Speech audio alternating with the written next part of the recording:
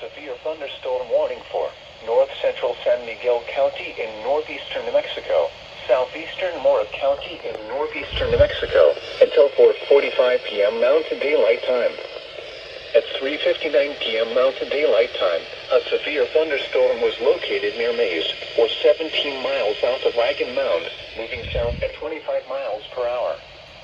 Hazard, 60 miles per hour wind gusts and half-dollar size hail. Source, radar indicated.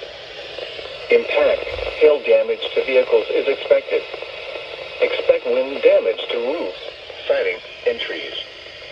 Locations impacted include Mays, Trujillo, and Tramontina. This includes State Road 104 between mile markers 21 and 48. Move to an interior room on the lowest floor of a building. Repeating, a severe thunderstorm warning has been issued until 4:45 p.m. Mountain Daylight Time for the following counties in New Mexico, Mora and San Miguel.